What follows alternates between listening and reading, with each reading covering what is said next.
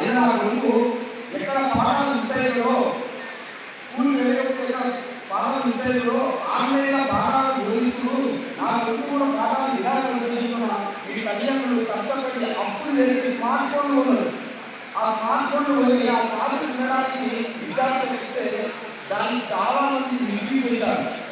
ఎందుకంటే ఆ ఫోన్ ద్వారా మనం కోరినటువంటిది ఎంత ఉపయోగమో మనకు అంత నష్టం కూడా ఉపయోగిస్తుంది. ఏదైతే మనం మంచిగా ఉపయోగిస్తే మంచిది, లేదు అంటే చెడిపోయే అవకాశం ఉంది. ఈరోజు జరుగుతున్నటువంటి యువకులలో చాలా మందికి సోషల్ మీడియా ఫేస్బుక్ వాట్సాప్ ద్వారా ఉన్నటువంటి విధిగా అంటే దాన్ని మిస్యూజ్ చేయడం వల్ల ఎక్కువ కేసులు నమోదవుతుంది. ఈరోజు మనం చూస్తున్నాం సైబర్ క్రైమ్స్ అనేది ఫ్యూచర్లో మొత్తం కూడా సైబర్ క్రైమ్. ఎందుకోసం అంటే ఇప్పుడు డబ్బులు మనం ఎవరు పెట్టుకోలేదు, మన ఇంట్లో ఎవరు డబ్బులు పెట్టుకోలేదు, అందరం బ్యాంకులో పెట్టుకున్నాం, డిపాజిట్ చేస్తున్నాం, ఏ బంధువులకు కూడా మనం చేస్తున్నాం, ఆన్లైన్లో స్కాన్ చేస్తున్నాం. కాబట్టి పూర్వకాలంలో ఏమంటే మన ఇంట్లో డబ్బులు దాచుకుంటుంది, ఒక బీమలో ఒక మామిలో డబ్బులు డబ్బులు దాచుకుంటుంది, అవసరం ఖర్చు పెట్టుకుంటుంది. ఎవరి మీద డబ్బులు పెట్టుకోలేదు కాబట్టి దొంగలు చాలా ఇబ్బంది అవుతుంది. మరి వాళ్ళు ఏం చేయాలి? వాళ్ళు ఏం చేసిందంటే ఎప్పుడైతే మన ఇంట్లో పైసలు కూడా మానేసి దొంగల వాళ్ళ పద్ధతిని మార్చేసి ఈ సైబర్ క్రైమ్ అలవాటు పడ్డాడు.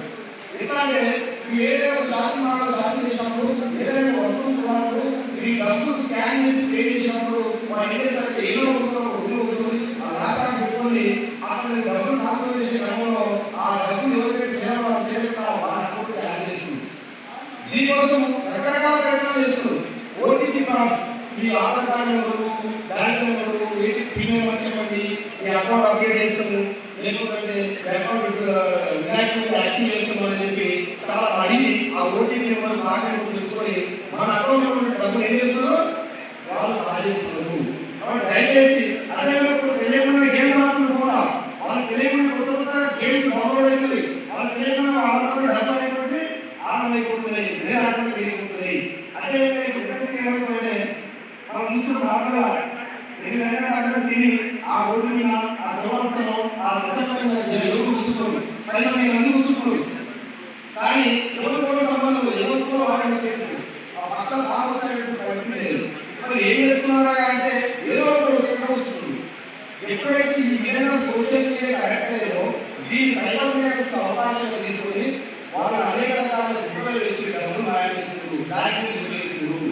ఫర్ ఎగ్జాంపుల్ ఎక్కడో జరిగిన మరణంలో జరిగిన ఒక సంఘటన ఏంటంటే ఫేస్బుక్ లో ప్రొఫైల్ మీద ఒక ఆడపిల్ల బొమ్మ పెట్టుకొని చాటింగ్ స్టార్ట్ చేస్తారు. ఫస్ట్ అది చాట్ చేయగానే వీడు కూడా చాట్ చేస్తుంది. ఆ చాటింగ్ ఆగిపోకుండా కాల్స్ మాట్లాడుతుంది. వాయిస్ కాల్స్ ఎందుకు మనం వీడియో కాల్స్ మాట్లాడుతాం, వీడియో కాల్స్ మాట్లాడడం స్టార్ట్ చేసి ఈ వీడియో కాల్స్ మాట్లాడప్పుడు నేను నువ్వు మాట్లాడతా, నువ్వు మాట్లాడు, అట్లా మాట్లాడు, ఇట్లా మాట్లాడని చెప్పి ఆ వీడియో మొత్తం కూడా రికార్డ్ చేసుకుంటున్నాడు. చేసుకొని ఏమైనా తర్వాత ఆ వీడియో నాకే సెండ్ చేస్తుంది. నువ్వు న్యూగా మాట్లాడలేవు, ఈ వీడియో నేను యూట్యూబ్లో పెడతా, లేకపోతే ఫేస్బుక్లో షేర్ చేస్తా, నీ ఫ్రెండ్స్ పంపిస్తాను, అదే 50,000 రూపాయలు వేయాలని చెప్తాడు.